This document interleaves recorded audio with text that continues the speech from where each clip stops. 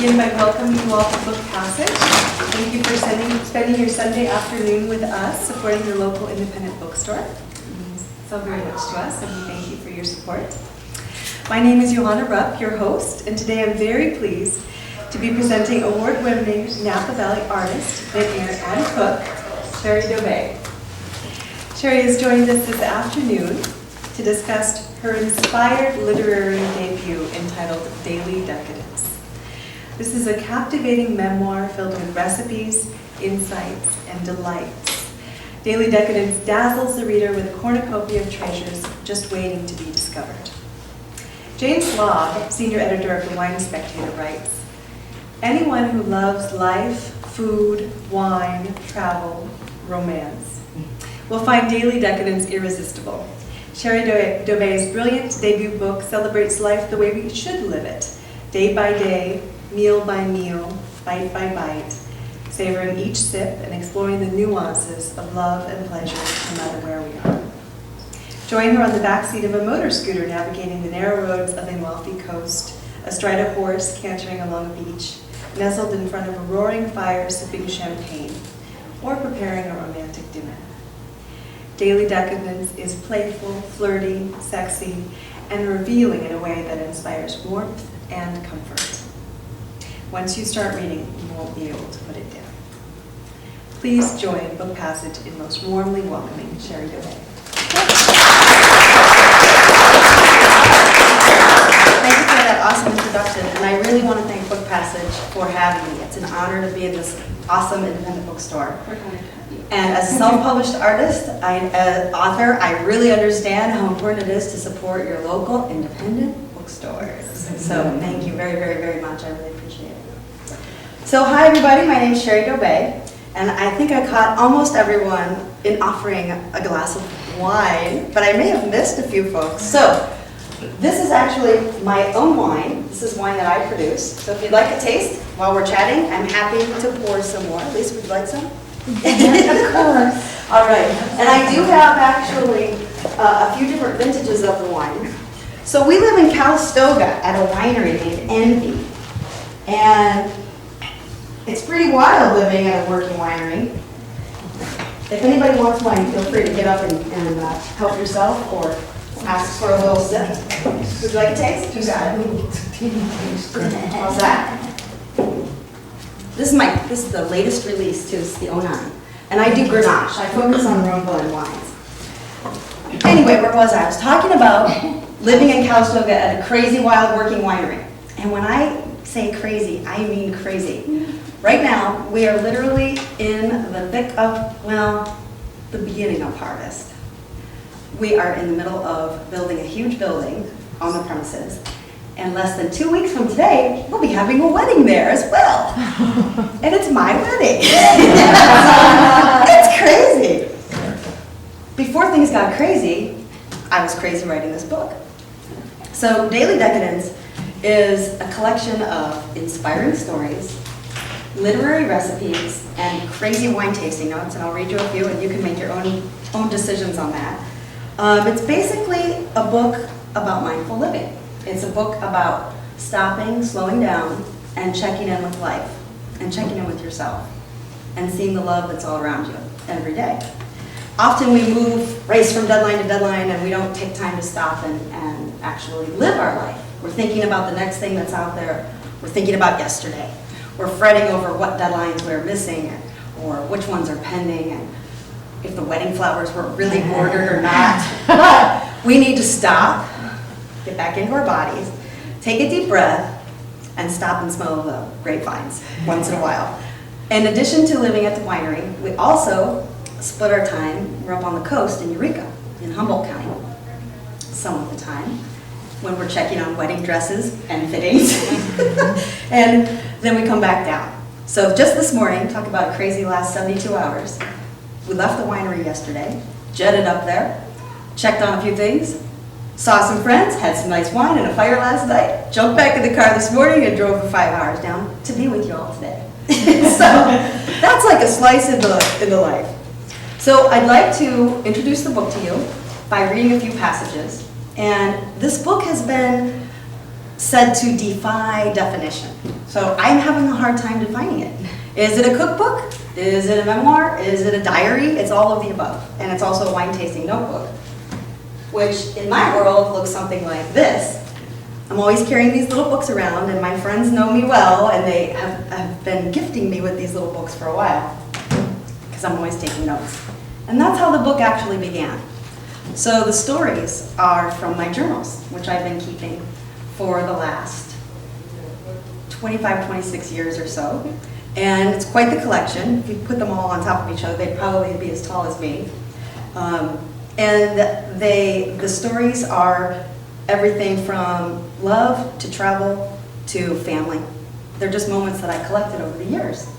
And when I went back through these notebooks and started reading them again later in life, I realized that there were some wonderful things that I could actually maybe share with other people, and that those things might go out and inspire them as well. So I don't know if you've seen the cover of the book, but the tagline reads, "Love, life, art, food, and wine." So in thinking about how I was going to present the book today, I decided that I would like to read passages that actually reflect each of those topics, one little thing, and they're very short. What I like about this book, and it was designed on purpose this way, was basically you could, here's a bottle. I'll hook you up. Isn't it open? No problem. That's it? That's the 09. So I'm going to jump around in the book, which the book is really meant to do that. You can pick this book up, crack it, and read it. You can read a passage or read a few pages, or read a recipe, which is also a story usually. And my hope is that you'll take the takeaway with you. There's a distillation at the end of each story, which basically is the essence of what the story is about. And it's also hopefully an inspiration for you to apply that thing or that theme or that thought in your own life and enjoy it as well, as I have. So I would like to read for you a few passages, and let's see where we're going to start. Wedding RSVP cards are my placeholders today. All right, the first story is love. We'll go in order. We're going to do love, life, art, food, and wine, I think. Oh, fine. Powerless. And now I sit in my home with candles lit. No power from the storm. Strong, crazy push of wind that ran through the world this morning. Lord knows how long it will be out. Don't much care. I'm enjoying keeping up with things in the silence of powerlessness. The fire licks in front of me and the dog is curled up on my legs, stretched out toward it. The rocks in my Manhattan shift and slip like little icebergs sweating up the glass. And where does my mind wander? Of course, to him. I'm so with him. The relationship is effortless. We can stay up all night together making love or sitting in a hot tub or watching eclipses, then sleep a bit and get up together and do it all again at the same level, same pace, same intensity. We go from wild and breaking furniture to him rocking me gently and stroking my hair with a strong builder's hands. He is the most tender man on the planet. He's my match. He's my mate. I have known it this whole time. He's the one who can run with me and see it all and do it all and be nothing and be in the middle of nothing and yet have everything. We have shared some of the most moving moments of my life and we are only getting started. I hope it rains all night. If the lights never come back, I think it will be just fine. Unplug and see what comes up is the little takeaway for that one. So that's love. Let's move on to food. This one's called Mushroom and Love Risotto. There's a theme in this book. I know this, actually. All right. So, this is Mushroom and Love Risotto. I once made a huge pot of risotto while taking recipe direction over the phone from a faraway lover. While he instructed blindly into my ear, I toiled. His voice was steady and soothing, but I could feel that something was terribly wrong. I had somehow doubled the rice proportion, and even though I thought I was following along just fine, I had failed to add enough liquid to the recipe. He told me that there would be much laborious stirring involved, and so I took him quite literally and continued to stir and stir and stir the stiff mass. Is it supposed to be thick? I asked as a cramp developed in my left forearm. Oh, yes, he cooed into the phone, uncomfortably squeezed between my shoulder and cheek. Is it supposed to need a lot of stirring? I questioned as I watched the ball of paste grow, trying to keep it from sticking to the bottom of the pan. Yes, lots of stirring, he said simply, proving that everything is relative. You have to make love to risotto. Keep up the touching. It takes time. At this point, the rice was the consistency of concrete mixed with glue, not a creamy, sensual risotto. I must have stirred that cement-like glob for an hour, my own sweat salting the pot in an act of accomplishment devoted only to my absent love. Later, we made this recipe side by side, with pale champagne dancing in our touching glasses and the right amount of stock. Amazing.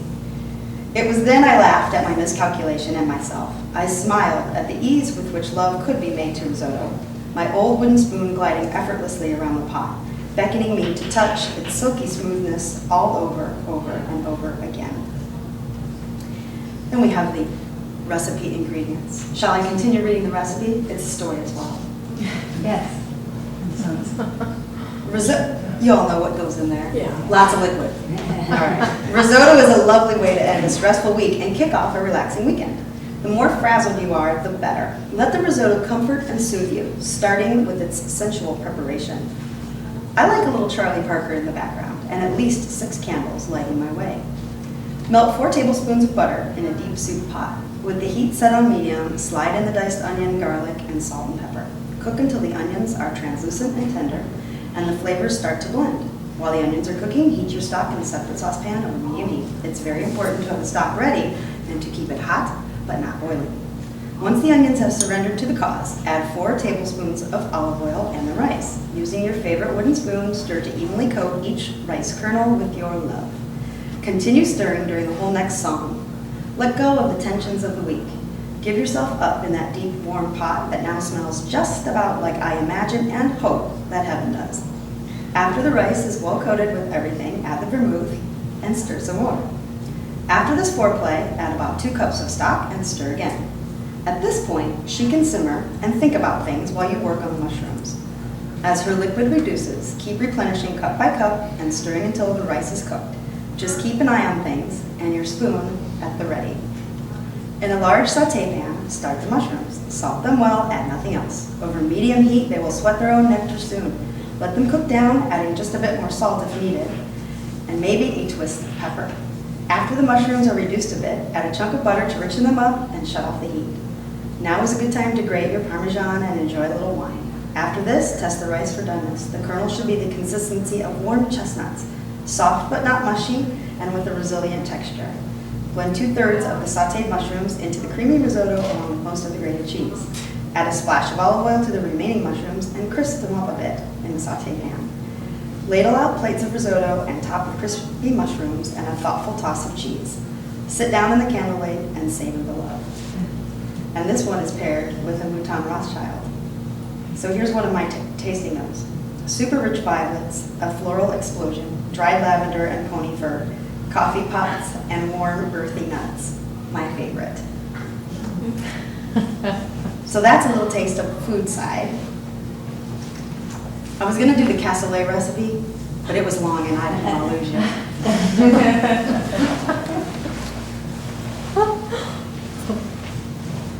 So here's a story about life. It's actually a story about my mom. It's called Mothers and Daughters. I just found a feather here in my journal book. I must have tucked it in between the pages some earlier day. I don't remember when, but it reminded me of a clear moment when I was about 16. Mom and I were out in the sunny pasture working on fences quietly together. One of my youngest sisters arrived, upset over something with all of the passion a 5-year-old girl can conjure. I'm the oldest of 5 daughters. Mom crouched down in her jeans and work shirt, her dusty leather gloves off now, with my sister encircled in her arms. Suddenly, my sister focused on something in Mom's plaid pocket, a bright blue feather. My sister stopped crying abruptly and reached to touch that soft and whimsical little feather. Mom said, "Oh, yeah, you like that? I've been saving that for you." My sister's teary eyes were now sparkling at the feather, and that was that. Problem solved. I knew Mom had probably slipped that pretty feather into her pocket when it caught her eye as we worked in the clear morning. Of course, with no idea at all that this scene awaited. It was such an incredible moment because it was then that I thought to myself, so that's what being a mom is, performance art. She's making it up as she goes along and she's brilliant.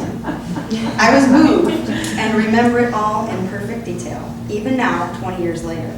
And tonight, here, I find my own feather. I've been saving that for you, my little book whispers. A message from the universe, taking care and inspiring me and pushing me in the right creative direction, always. Start collecting feathers. They are fantastic problem solvers. Many problems are not problems at all. Everything is relative. Pick one thing on your plate that's making you crazy and take 2 minutes to think about if it is really worth the stress it is generating. This kind of senseless worry simply robs us of our ability to let go and enjoy life. When you're done, delight in your commitment to release. Now go get coffee and celebrate your new freedom, which is also known as decadence. So that's life. And we did food. And we have wine.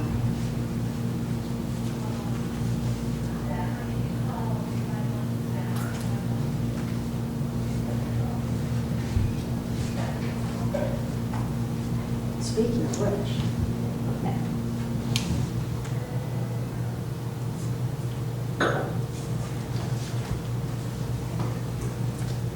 so this is called My Firstborn Child Was a Rhone Blend Named the Archer. So the wine that you're enjoying today is my little project. I don't make a lot of wine, about 100 cases a year, or 200 cases a year, or whatever. And so it's a very small amount. It's really just a labor of love, kind of like writing a book. But it's a blast. And I'm a painter as well. And so all of the labels on the bottles feature my own paintings and my own package design and whatnot. So it's really fun. So this is the story of that. My firstborn child was a Rhone Blend named the Archer. As an artist, creation has always been an inextricable part of me. There has never been a time in my life that was not spent making something. Art balances me and gives my energy a positive channel through which to flow out into the world. My high-set hope has always been that my paintings and drawings would go on to inspire others and bring joy into their lives. But I realize that visual art has some limitations. Only those who stumble upon it will get to feel its impact.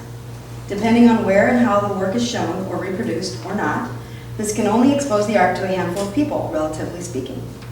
What has always amazed me most about wine is its ability to reach and touch large and wildly diverse audiences in even the most distant locations, the most unlikely circumstances. I've often thought how incredible it must be to create something with passion that goes out into the world and becomes so intimate a part of the lives of others.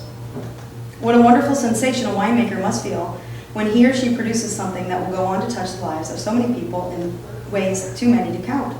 The bottle opened at the dinner party for the friend who just finished a doctorate. The wine selected for the toast between lovers who have decided to wed. The glass is passed among the family mourning the loss of someone close. The cork popped on the gorgeous snowed-in night that inspired a fireside picnic that led to the mad lovemaking that gave you your precious baby girl with the wavy hair and your wife's sweet cheekbones and fine jaw. The power of wine, subtle yet profound, is what has always made me ache with admiration for those who dedicate their lives to its creation and perfection. That is why, though an amateur, I decided to produce my own wine. I saw it as creating my most layered, multidimensional piece of art to date, one that people were going to ingest. From the flavors of each element of the blend to the artwork on the packaging itself, it was the single most stressful and sublime creative project of my life thus far. With no kids of my own, I have to say that for me, it will be the closest I get to being a new mother. The anticipation of aging, the delighted surprise in meeting the package the first time is carefully placed into your exhausted arms. If a new mother could pick out her offspring in a dark room on smell alone, well, so could I. What is your big dream goal? Does it feel far away? Think about the steps it might take to get where you want to be and write them down. Can you do a step today? Do it. Can you do another tomorrow? A little attention each day spent on something that you feel passionate about can lead to big things. Decadence is caring for yourself and cultivating a positive mindset about reaching new heights. So that is that. And our last one is art. And this is called Love Letters, the Real Thing. So let's just keep telling stories to each other and be beautiful together. Opening your words is like walking through the doors of the world's finest art museums, and I feel like I'm the only one there. If you enjoy that, then keep writing. That was from an actual letter, intercourse exchange I kept for a time. I lived in Amsterdam one autumn. The air was moist and gray very often, and tall, strange buildings built of brick lined the canal snake streets. Those streets became a maze of wet ribbons with the rain, and I rode my bicycle all over that city upon them, alone. I ached for a man in my life, and I found one. He spoke to me through brushstrokes and color, in paintings that quivered on still walls with the energy of their creation. Under a Dutch moon hidden by thin clouds, Van Gogh seduced me. He was my ghost lover for several months. I felt his pain, and I wanted to throw all the strangers out of our museum so that we could be alone. Instead, I sat there for hours and recreated his works in my own sketchbooks as careful as a lover to the details he instructed. The obsession went on for quite some time. In fact, it took a threesome with Franz Marc and Egon Schiele 4 years later to finally get me over him. Now you tell me one. My tears are dry. Have a day. Make it great. XO. And this is paired with a wine, actually. It's paired with Screaming Eagle. This is incredible. The nose is like Christmas. Christmas with venison and sweet red cabbage. Amazing. And 4 big bunches of roses in your nose. I dog eared just a few of these crazy wine tasting notes to share.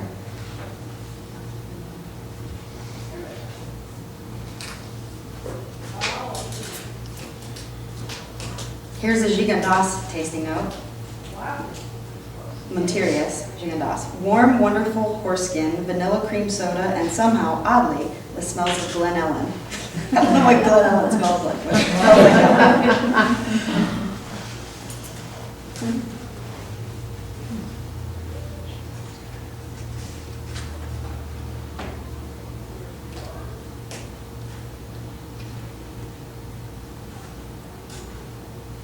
Okay, one last wine tasting note and I'll shut up. Papa Pietro Perry, Laris Family Vineyard.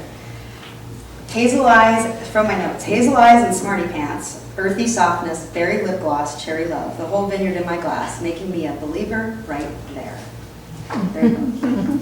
So if anybody has questions on the book or winery like, or whatever, or the 49ers game, I don't know who's winning. Ask away. I have a question. Yes, ma'am. How long did it take you to, is this a 10 years of notes or? It actually, it's a collection of books that spans 25, now almost 26 years. Wow. It took 4 years to write the book. From when I decided I was writing a book, which I don't really know how that happened. I was not writing a book and then I was writing a book. Yeah. Yes, this is your first book? This is my very first book. Yes. Yes. And I had to create my own publishing company to do it. So I have another company, which is I'm a graphic designer. I build websites. I'm a total nerd. And usually when I'm standing at a podium, I'm talking about things like, oh, I don't know, H1 tags and HTML and all kinds of totally boring, nerdy search engine optimization stuff. That's what I do. I have this company that I build websites. When I'm not doing that, I do this. Yeah. What does the artist in you paint with? What medium? These days, I am painting almost always with acrylics.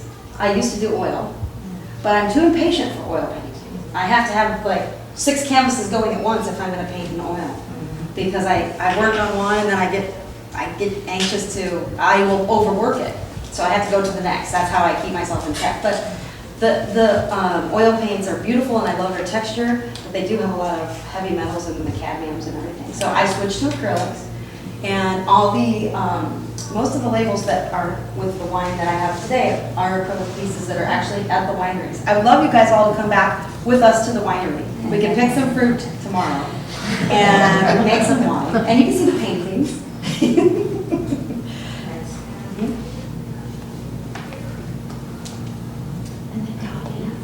And the doggies. Do you indulge in any other arts? Do you go to the opera? I don't. I don't. I need to. I'm an opera singer. Ah, Sing all over San Francisco. fantastic. But I've often wondered why people who are in other arts, but painters do go out Yes, because it's a visual thing. absolutely. Absolutely. I don't go enough. It's been Yes, too well, long since I've went. There is one up in the wine country. Where? Oh, yes, it's in Napa. Okay, Very good singers. fantastic. Been to a couple of performances. We'll check it out. Thank you for that. Jarvis. Jarvis. Have you been? I have. We do have a question from Twitter. Yes. Watching the live stream, this is from, this person is asking, is your fiance okay with some of the revelations in your book, and what has been left out? Well, if I tell you what's been left out, it's not left out anymore. Sure, I think he's all right. Here's a story. So while I was writing the book, I kept offering him the book to look at and to check out and read, but he never took me up on it. The whole time, he didn't take me up on it. And I thought, well, all right. And I had my head down and I was working, and I would say for the last year of the process, I was very focused on the technical part of getting the book completed and getting the packaging done and getting the project of the book done, much less more attention on the writing of the book. That was mostly completed. So I kind of forgot what was in the book for a little while. And then the book was done, and the books arrived in big cardboard boxes, lots of them. And pulled the book out, very exciting moment. And that evening, sitting in front of the fireplace with the lights low, he's on one side of we have two couches that face each other in front of the fireplace. And he's on one and I'm on the other. We spent a lot of nights like that. He's got the little tiny light next to the couch lit, and he's stretching over, finally cracks the book open and starts reading it. They're done, right? They're done. We're not going backwards. And he starts going through the book, and he reads half a page, and I'm so excited and so relieved that it's done. And he's looking at it, he goes, oh my God, I can't believe you put that in there. And I said, well, what are you talking about? I asked you to look at it. And he's like, oh, okay. And he does it again. He looks another place, and he's doing it again. He's leaning over. And he's like, oh my, I can't believe you put that in there. He does this 3 or 4 times. And I finally said, damn you, I tried to get you to read this book while I was working on it, so you had a chance when I could do something about it to make changes and edits to it, and you never wanted to look at it. I said, well, I didn't want to influence you. You know, I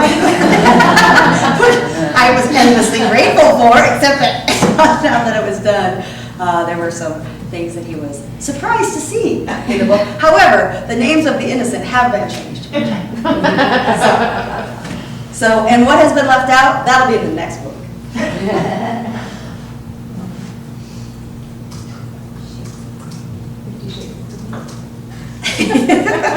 In the kitchen.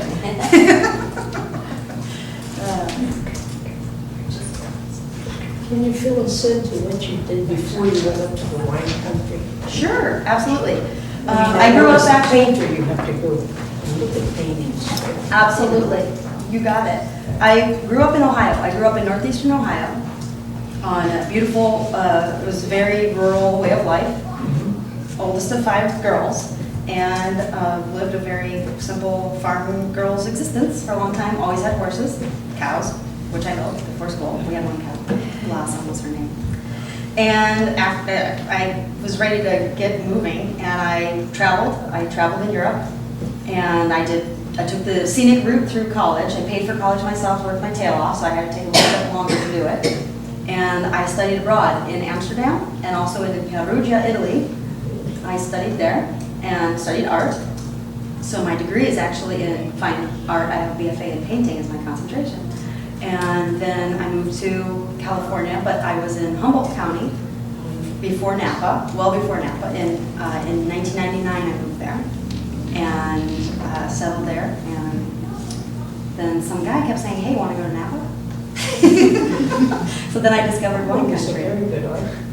Yeah, lots of and lots of paintings along the way. And Humboldt County is actually an amazing place for a starting artist because you're starting. Because they have so many opportunities for new artists to show. They do. It's a very arts-rich community. All of the arts are really celebrated there. And so it was fantastic. I was able to paint. I also do block prints. I do wood block prints. And I do a little bit of sculpture, but not much anymore. So I was very busy creating up there, and very busy selling work and whatnot, and then fell into this graphic design world and learned that art, and now that has become my primary thing. And keeping notes all along the way, and that's where the book came from. It's admirable. Yes, Was it during your time in Italy that you fell in love with cooking, or how does the cooking part. The cooking part is interesting. Yeah. Because I'm not a cook, I'm not a chef, but I do love to eat. And I do it a few times a day. And I'm pretty creative. Basically, the book had a few beloved recipes in it.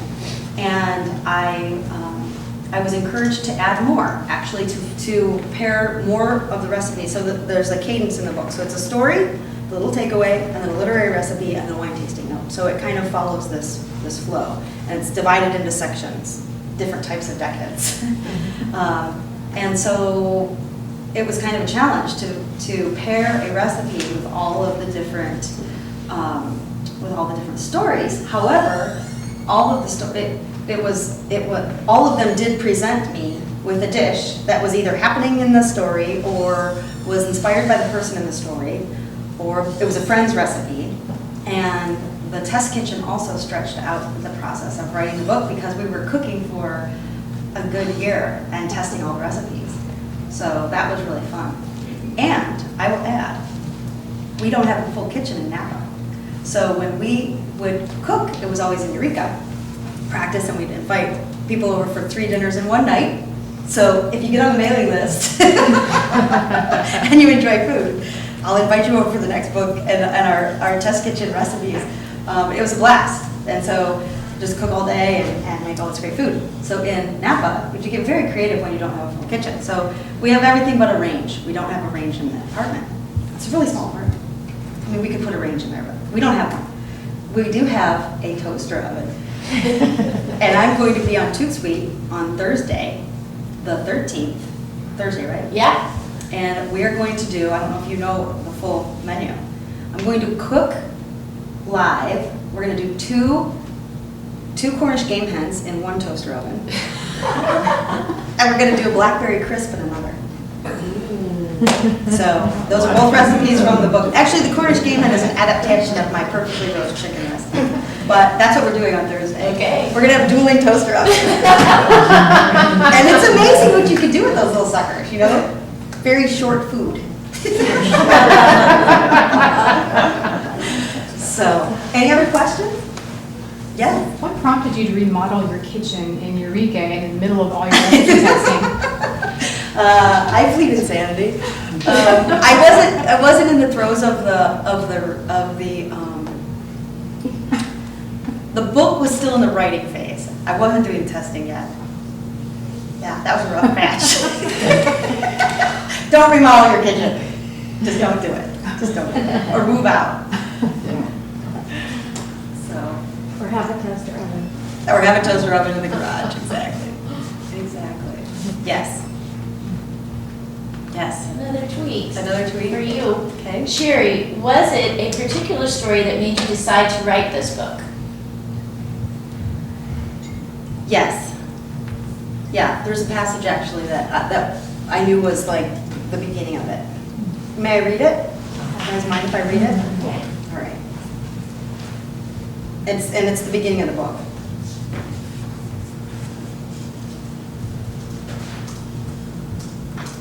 Yeah, it's this.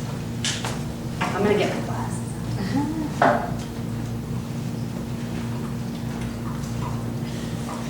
Would anyone like more wine? I will be shy. So this is 4 days in June, day 1. Now I understand that this is what is supposed to be happening to me. This is verbatim from my journal. So when I wrote this down, this was that moment, I would say. 4 days in June, day 1. Now I understand that this is what is supposed to be happening to me. All alone now at a gorgeous new resort in the first stages of being built here in Carneros, in the late afternoon sun and waiting my turn at the hot soaking tub. I am enjoying myself very much.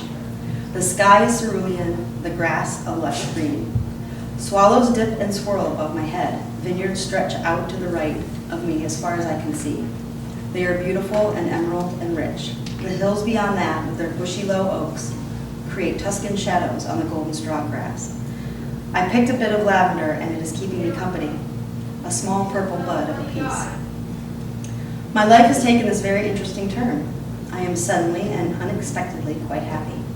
I am letting go of fear and stress, though that in itself is a little scary. Who am I? Who am I if I don't have worries?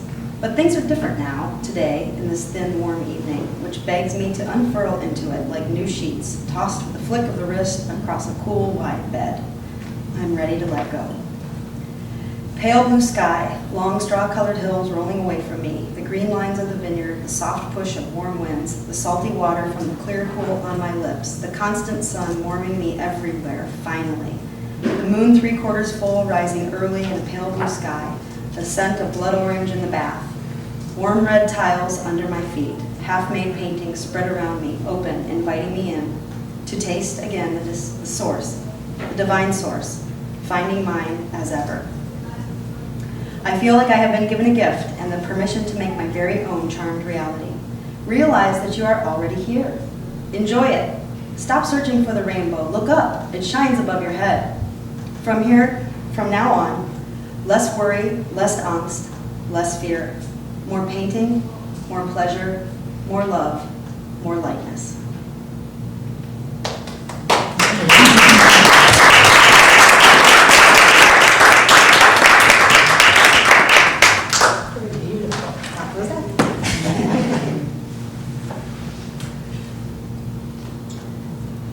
Any more questions? Any more tweets?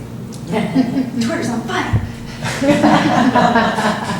Are you tweeting those? I said, are you tweeting those? No, I'm tweeting back to the person. Oh, good. Cool. Awesome. Well, thank you guys. We really appreciate it.